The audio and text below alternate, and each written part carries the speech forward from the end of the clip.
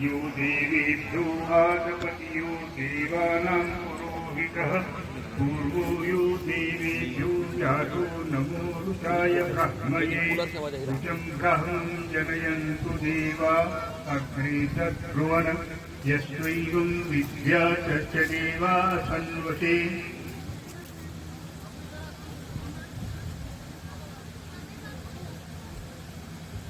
श्रीमद् भागवत महापुराण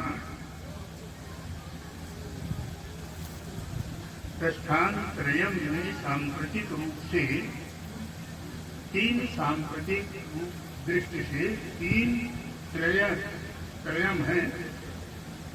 पहले उपनिषद, फिर ब्रह्मसूत्र और भगवत गीता मानी जाती है। किंतु मनुष्यों की संग्रहणीय शक्ति, संग्रह करने की शक्ति, समझने की शक्ति में निरंतर ह्रास हो रहा है। इसके कारण आज तीन प्रस्थान त्रयम है, श्रीमद् भागवत महापुराण, श्रीमद् भगवत गीता और रामचरितमानस। श्रीमद् भागवत पुराण वस्तुतः पंचम वेद। भगवान प्रविष्टोयम, भगवान इसी भागवत में प्रविष्ट हो गए हैं। तो भागवत वस्तुतः उनका वाङ्मय विग्रह है, शब्द विग्रह है। अभिशापित परीक्षित को जो शब्द के द्वारा अभिशापित था, जब गर्भ में था तब कौमुदी गदा और सुदर्शन चक्र से उन्होंने उसको बचाया था। किंतु जब ब्राह्मण के कठिन श्राप से बचाना आवश्यक हुआ, तब उन्होंने शब्द के द्वारा ही उसका प्रतिकार किया था। और यही शब्द विग्रह श्रीमद् भागवत महापुराण है।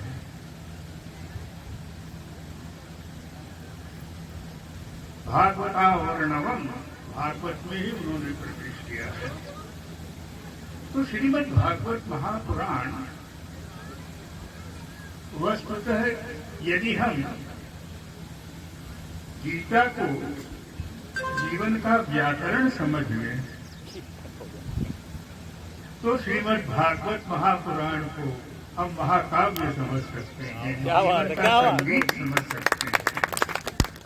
ज्ञान, भक्ति और योग, ज्ञान, कर्म और भक्ति की त्रिवेणी जहाँ तरंगित हो, वह श्रीमद् भागवत महापुराण है। मुझे कभी कभी खटकता है कि ज्ञान का पर्यावसान तो भक्त में होता है, कर्म का पर्यावसान भक्त में होता है।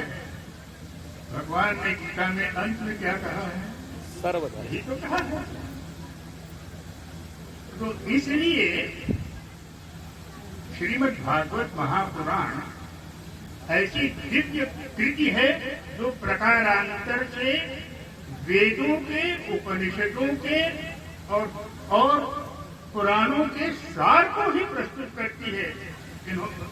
श्री भागवताचार्य जी मनोज पांडे को मैं हृदय से साधुवाद देता हूँ, पराम्बा से प्रार्थना करता हूँ कि इस शोधपरक ग्रंथ की तरह अनेक शोधपरक ग्रंथ उनकी लेखनी से निश्चित।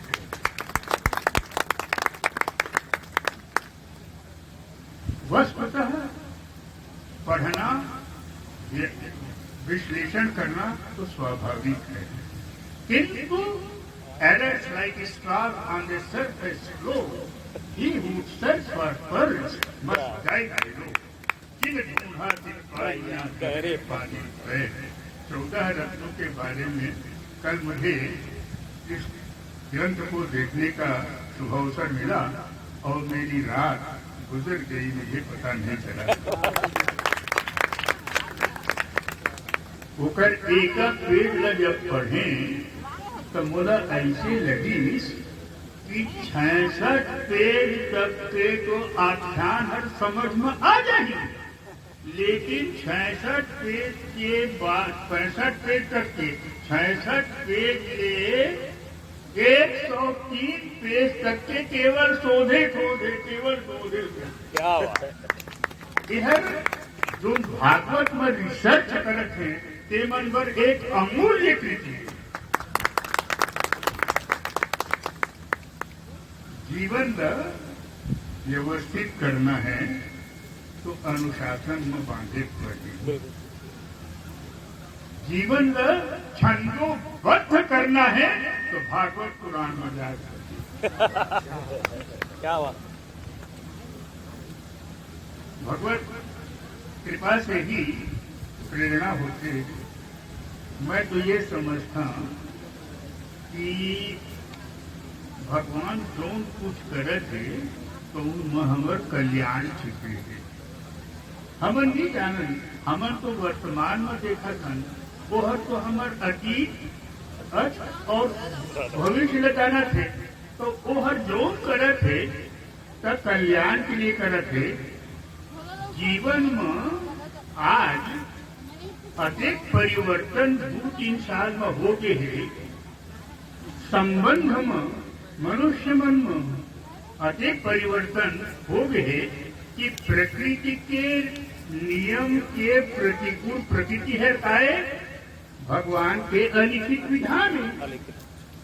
Nature is the unwritten law of God. प्रकृति के प्रतिकूल यदि कार्य करिया तो प्रकृति हर जो प्रतिशोध लेते तो उन्हें बीमारी है, चाहे वो आज हो चाहे व्याधि हो। तो ये कोरोना हर सब लग करोई और बोला बड़ा बढ़िया लगी कि मोर अत्यंत आदमी मनुष्य के दिमाग भरा करोई कि चल ये समय के उपयोग करे जाए और ऐसे करोई कि भागवत मंथन निकल गई। और बोला तुमने कहा कि ये उद्घाटन करी, ये विमोचन करी। और मैं सोचत रहे वो सब कौन कुटी लिखल कहानी यही कर दी काशी सगाई ऐसो निमक हरा। मैं भागवत तो ठीक से पूरा पढ़े कि नहीं, और पढ़े मतलब पढ़ना नहीं हो, समझना भी हो, समझना। तो मैं तो ऐसे नहीं कह सकता हूँ। और 2 जन भागवताचार्य के बीच में मैं सैंडविच हो गया। आचार्य नीलेश और भागवताचार्य मनोज पांडे, ये दोनों के बीच में तो ऐसा आदमी काबर बुलाया कि जो भागवतों नहीं जाना है भागवत। और ओकर पहली पेज में लेखक काज के है कि विद्वान के परीक्षा भागवत होते। ये लिखे है ना, विद्यावताम भागवते परीक्षा। अब बोला दिमाग में एक क्षण आई लेखक के मंतव्य काबरे काय कि पहली वो लेखक के मंतव्य के रूप में 10 पेज पर लिखे है। उमा वही पहला वाक्य विद्यावताम भागवते परीक्षा। विद्वान के परीक्षा भागवत होते। कौन विद्वान कौन है? मोर पर माइस प्रश्न और सोचा वो हरे जो दुनिया भर के तमाम सूचना का दिमाग में भर ले है। दुनिया भर के तमाम जितना आज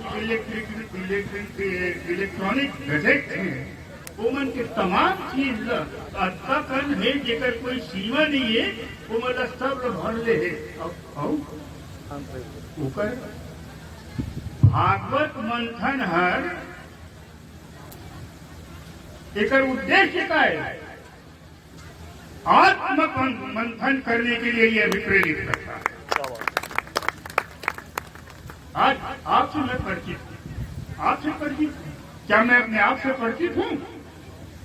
अपने आप से परिचय बढ़ाने की चेष्टा और प्रेरणा ये भागवत करता है। छोटे छोटे लेख हैं, कुछ छोटे छोटे जो नावक के तीर देखन में छोटे लगे घाव करके गंभीर, उसमें जो तथ्य दर्शन है उसमें जो उन्होंने सूत्र में जो बातें कही हैं कि भगवान किसको मिल सकते हैं, भगवान और जो आख्यान है उनमें आप देखिए ऐसा सुंदर विवेचन है कि विद्वान कौन है, वह नहीं जिसने समग्र विश्व की सूचनाएं अपने दिमाग में खींच ली, वरन वह है कि जिसकी चेतना इस लौकिक जगत से परालौकिक जगत की ओर जाए।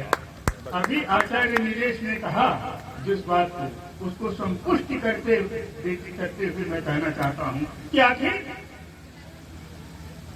तुलसीदास ने लिखा है, वर्णानाम अर्थ संघानाम रसानाम छंदसामपि मंगलानाम च कर्तारौ वंदे वाणी विनायकौ। और किसके लिए? हे संसार पतंग घोर किरणैर्दहयन्ति नो मारः। क्या बात, वह अक्षर से जो प्रतिबंधित है कि यदि वह अक्षर से ग्रंथ शुरू हो जाएगा तो वो जल वह अक्षर के देवता वरुण हैं और वो जलमग्न हो जाएगा, प्रलय के जल में डूब जाएगा। इसने प्रलय से उभारने का जो यंत्र बताया है वो मंगला नाम से करता। आखिर आप किसके लिए लिख रहे हैं?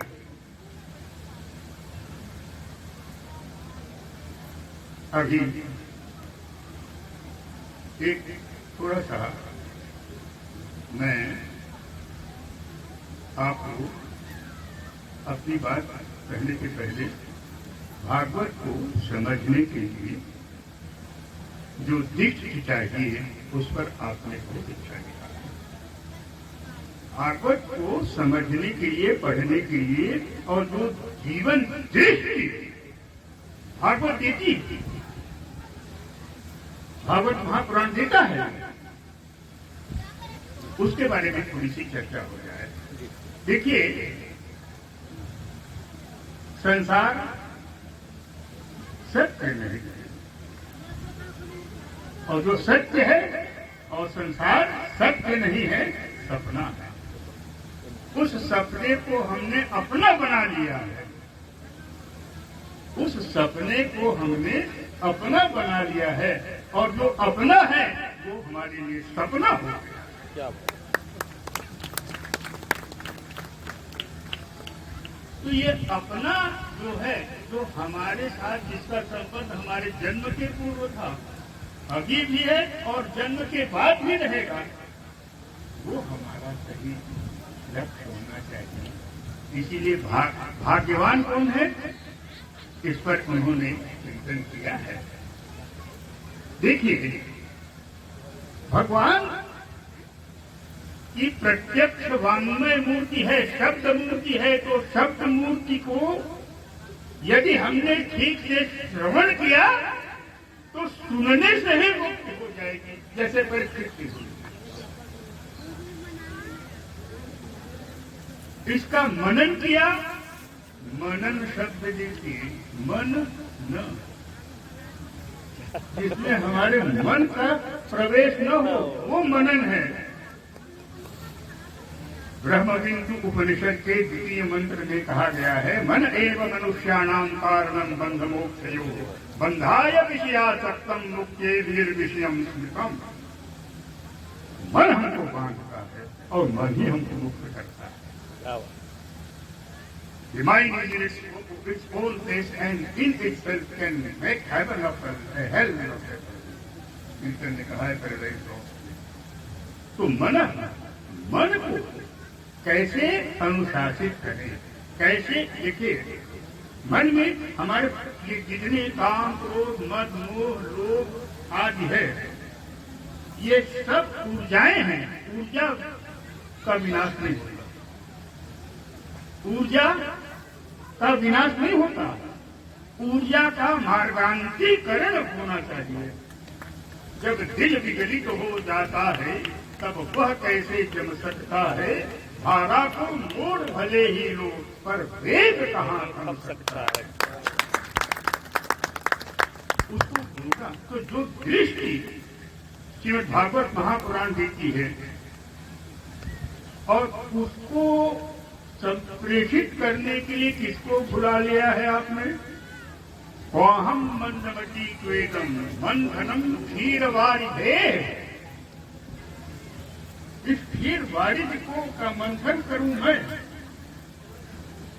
और जिसमें परमाणु हुआ यत्र मज्जन्ति मंदरः, अरे जहां मंदराचल टूट जाता है वहां मैं, तो क्वाहम मंदमती त्वेदम मंथनम क्षीरवारिधे। तो मैं ये कहना चाहता हूं कि ये मंथन जो होता है वो जब तक के शोधपरक दृष्टि से आप उसकी गहराई में नहीं डूबते तब तक के शोध नहीं हो सकता। पहली किताब इन्होंने लिखी छंद, दूसरी किताब में इन्होंने उस किताब के माध्यम से को ऐसा विस्तार दिया है कि किस अध्याय में किस श्लोक में कौन